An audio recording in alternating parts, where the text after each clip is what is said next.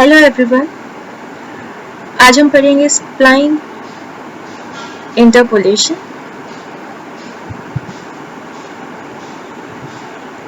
Alright, so first of all spline interpolation होता क्या है? अब देखो, स्प्लाइन का वर्ड आप लोगों को अच्छे से पता होगा। बेसिकली ये एक ऐसा वर्ड होता है जिसे हम यूज करते हैं फॉर द स्मूथनेस और flexibility created between the points.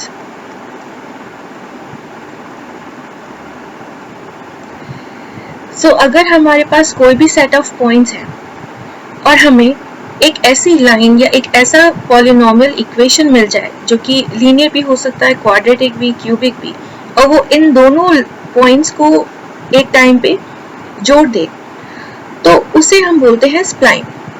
That means flexibility created or the smoothness created between the points. Alright, इसकी मदद से हम क्या करते हैं, हम यहाँ पे इसकी मदद से डेटा निकालते हैं, सॉल्व करते हैं उनको। राइट, तो हम यही सब पढ़ने वाले हैं स्प्लाइन इंटरपोलेशन में। अब जो भी स्प्लाइन इंटरपोलेशन होता है वो हमारे पास तीन तरीके का होता है।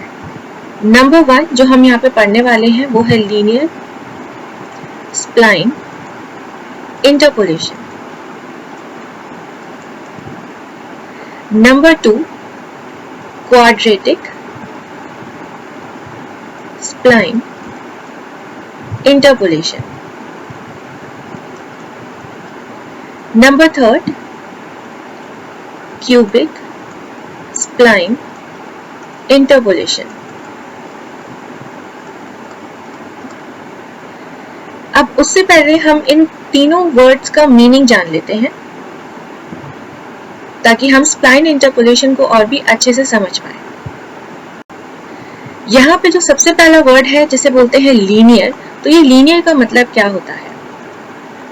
लीनियर का मतलब होता है एक स्ट्रेट लाइन।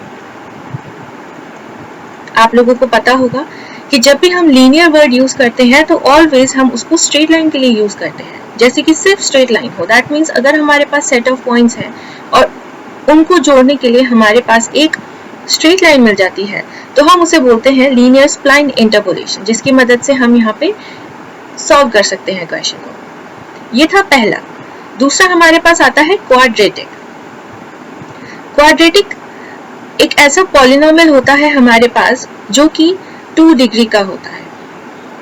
इसे हम बोलते हैं क्वाड्रेटिक क्योंकि एक कर्व क्रिएट करता है बिटवीन 2 पॉइंट्स, जो कि थोड़ा सा पैराबोलिक दिखेगा आपको, पर क्योंकि हमारे पास बहुत सारे सेट ऑफ पॉइंट्स हो सकते हैं तो वो एक कर्व में ही दिखाई देता है, तो इस तरह से हमारे पास वो स्प्लाइन मिल जाता है वहां पे। तो अगर क्वाड्रेटिक पॉलिनोमियल से हमें स्प्लाइन इंटरपोलेशन मिलता है तो हम उसे बोलते हैं क्वाड्रेटिक स्प्लाइन इंटरपोलेशन। थर्ड हमारे पास आता है क्यूबिक। डेफिनेटली क्यूबिक में भी हमारे पास 2 सेट ऑफ पॉइंट्स के बीच में जो जोड़ने वाली एक स्प्लाइन होती है वो हमारे पास क्यूबिक होगी, तो वो कर्व होगी, तो हम उसको इस तरह से या कैसे भी रिप्रेजेंट कर सकते हैं। बट स्प्लाइन मींस एक स्मूथ कर्व। ओके, अब यहाँ पे ये जो स्प्लाइन वर्ड है वो और ज्यादा मीनिंगफुल हो गया। जैसे ही हमने कहा linear spline, quadratic spline, cubic spline, तो इसमें जो स्प्लाइन वर्ड है जो हम पहले स्मूथनेस और फ्लेक्सिबिलिटी की तरह क्रिएट कर रहे थे बिटवीन द 2 पॉइंट्स, वो एक तरीके से पीस वाइज कॉन्टिन्यूअस फंक्शन हो गया। Right, piecewise continuous function का क्या मतलब हुआ? देखो, कॉन्टिन्यूअस का फंक्शन तो आप लोगों को पता होगा, जो कि कॉन्टिन्यूटी में फंक्शन चलता रहता है। मतलब अगर हम कोई स्ट्रेट लाइन ड्रॉ कर रहे हैं तो वो स्ट्रेट लाइन एक कॉन्टिन्यूअस वे में दिखाई दे रहा है। Right, as you can see यहाँ पे कोई ब्रेक नहीं है, और इस ब्रेक का जो वर्ड मैंने यूज करा है कि इनके बीच में कोई ब्रेक नहीं है, इट मीन्स मैं यहाँ पे डोमेन और रेंज को ध्यान में रख के ये वर्ड कह रही हूँ।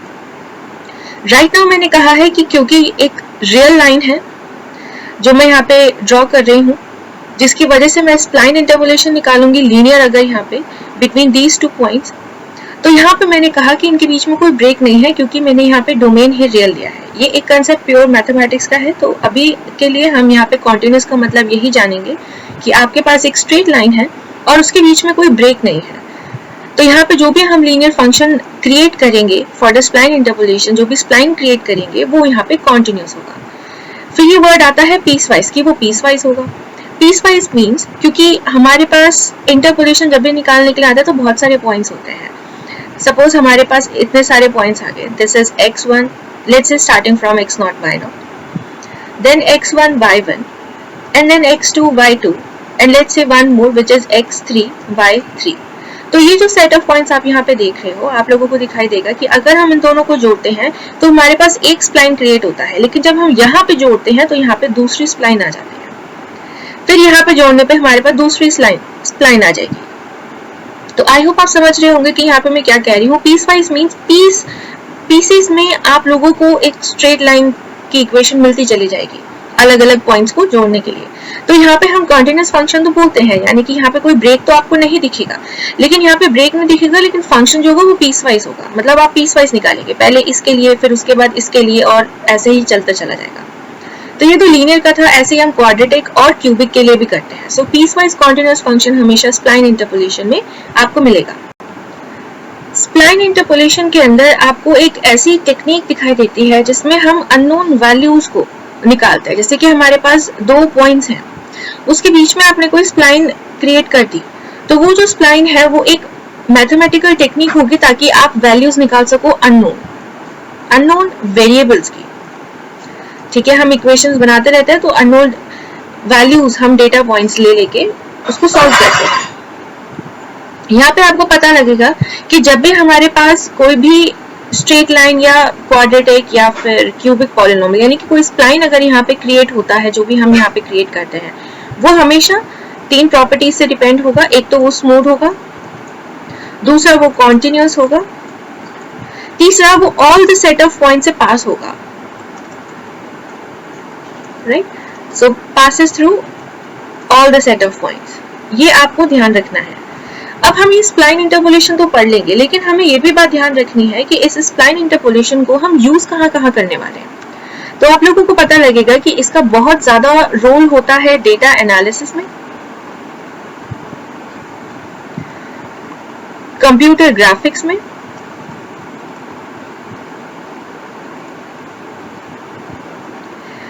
कोई भी इंजीनियरिंग डिजाइन होता है वहां पे आप यूज कर सकते हैं इसको. आपको पता लगेगा कि कैसे कैसे इसका यूज होता है. फोर्थ, साइंटिफिक विजुअलाइजेशन के लिए.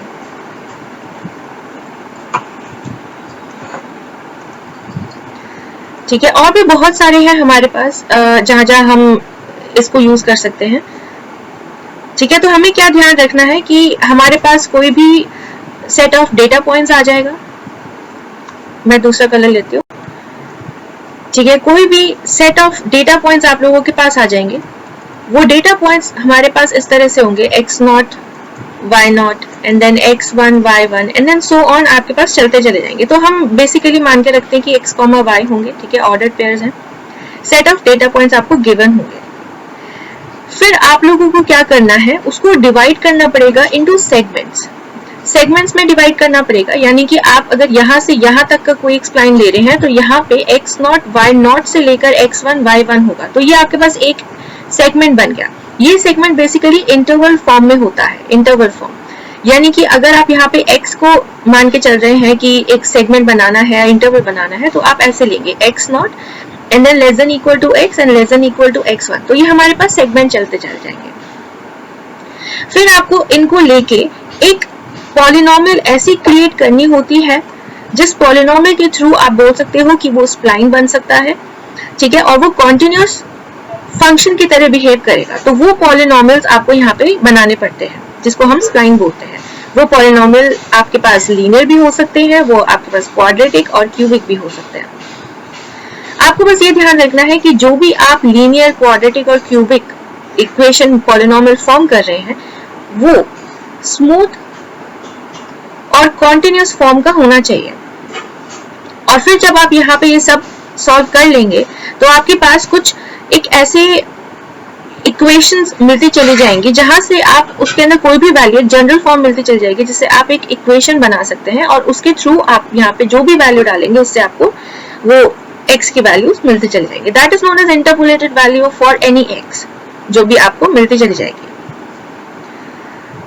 राइट, यहाँ पे सबसे बड़ा जो फायदा है यहाँ पे आपको जो देखने को मिलेगा वो ये है कि ठीक है, स्मूथ है, कॉन्टिन्यूस कर्व है, लेकिन आपको एक फ्लेक्सिबिलिटी मिल जाती है कि आप यहाँ पे लीनियर, क्वाड्रेटिक या क्यूबिक में से कोई भी स्प्लाइन इंटरपोलेशन क्रिएट कर सकते हैं।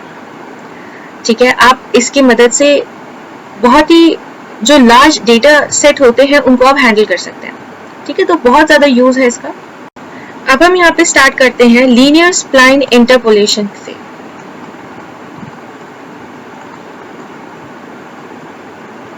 राइट, लीनियर स्प्लाइन इंटरपोलेशन में सपोज इस तरह से वर्क करेगा कि आपके पास n+1 पॉइंट्स गिवन है।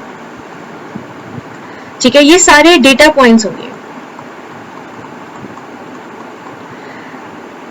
राइट, और आप लोगों को बोल दिया जाए कि x0 और y0 से लेकर आपके पास जो डेटा पॉइंट्स है वो xn yn तक है, और आपको ये बोला जाए कि इसको इंटरपोलेट करो डेटा को लीनियर स्प्लाइन से।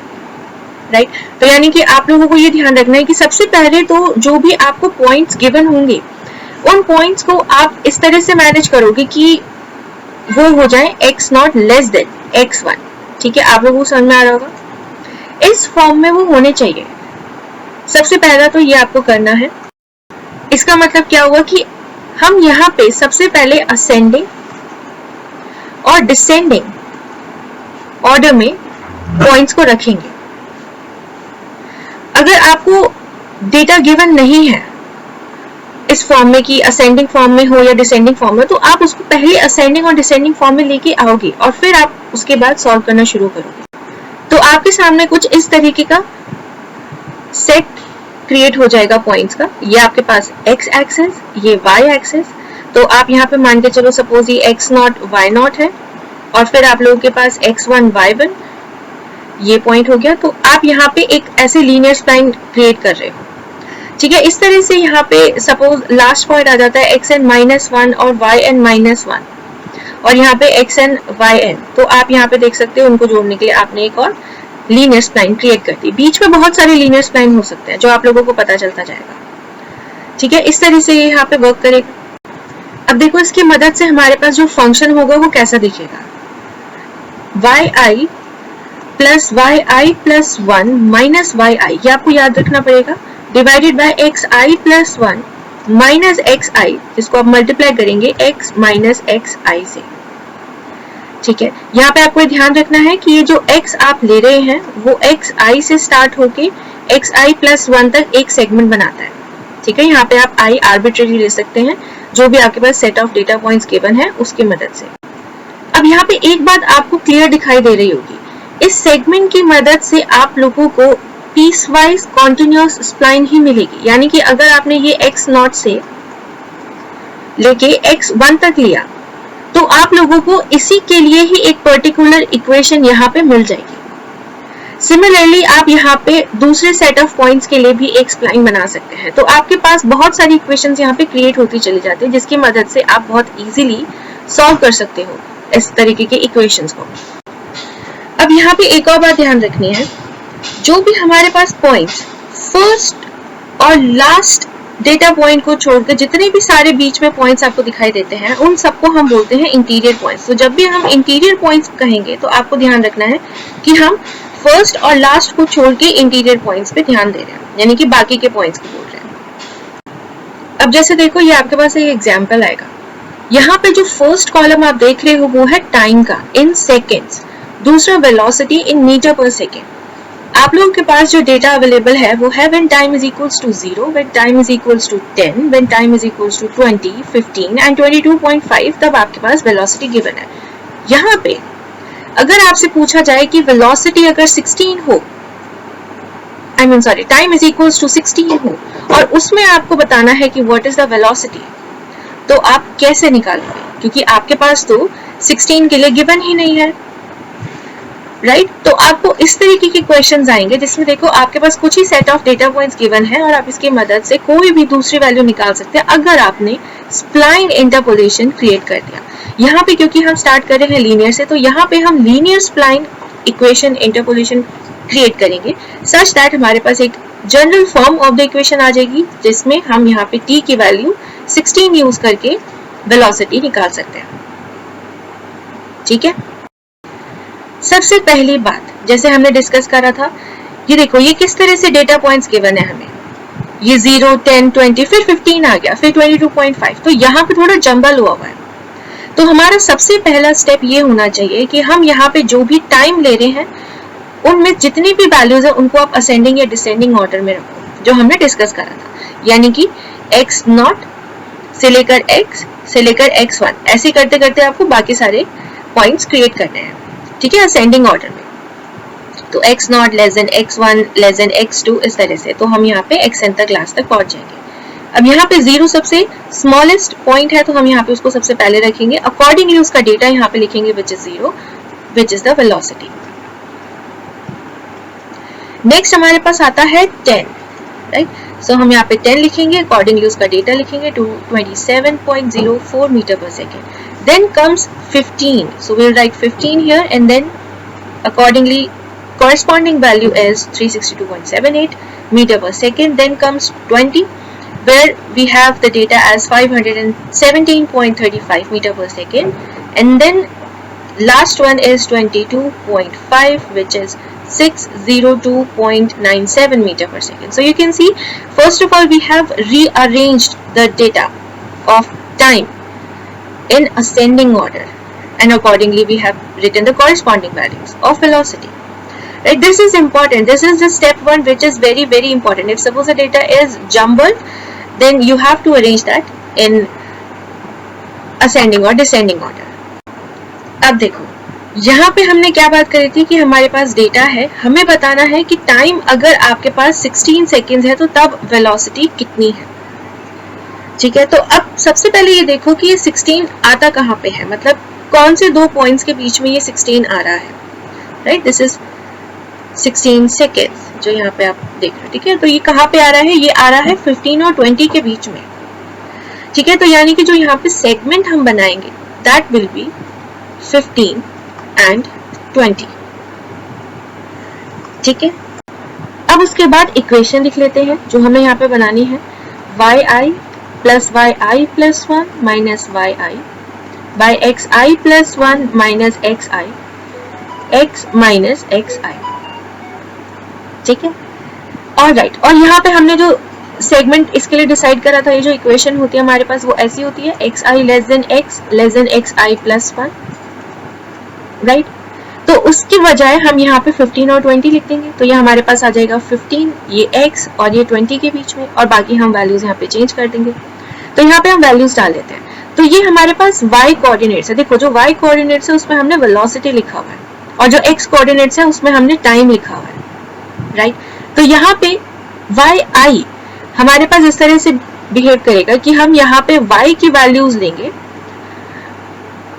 y की वैल्यूज, और आपको पता ही है f of x is actually y, तो यानी कि अगर हम यहाँ पे y की वैल्यू ले रहे हैं वो कॉरेस्पॉन्डिंग टू x वैल्यू ले रहे हैं, तो अगर यहाँ पे मैं f of t equals to v लिख दूं तो सेम थिंग, क्योंकि हमारे पास यहाँ पे टाइम तो x कोऑर्डिनेट है और y हमारे पास v है विच इज द वेलोसिटी। तो अगर मैं यहाँ पे f of 15 लेती हूँ तो एक्चुअली वो v हो जाता है, सेम एज v एट 15।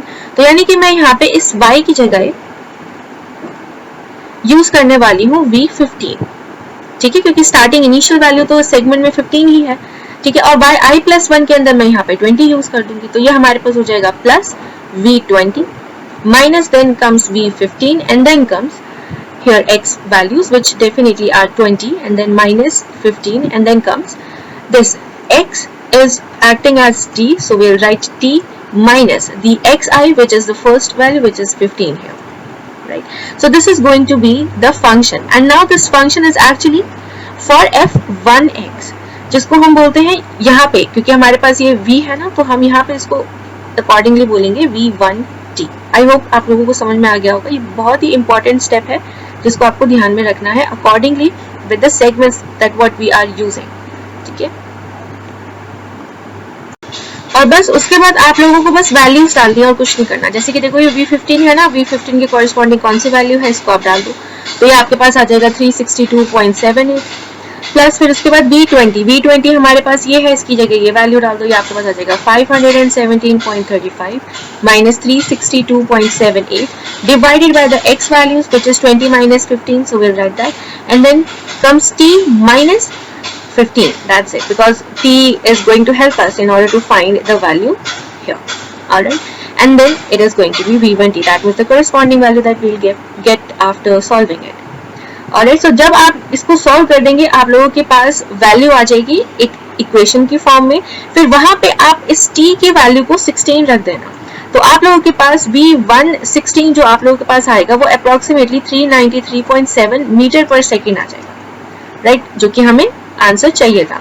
तो आप लोग देख सकते हो कि linear spline interpolation is so much important and helpful, क्योंकि आपके पास सेट ऑफ डेटा पॉइंट्स देखो कितने सारे गिवन थे, लेकिन उसके थ्रू आप लोगों ने एक ऐसी वैल्यू निकाल दी जो कि इसके अंदर सेट ऑफ डेटा पॉइंट्स में थी भी नहीं, ठीक है, by creating a continuous equation. और जो इक्वेशन आप देख सकते हैं वो लीनियर है। Why it is linear? Because यहाँ पे आप जो डिग्री देखोगे on the variable is going to be 1, maximum degree, it has a maximum degree of 1. So since it is having a maximum degree of 1, we have created a linear spline interpolation with the help of which we have found out that if t is equals to 16 seconds, then what is the velocity at that time according to the given data. Alright.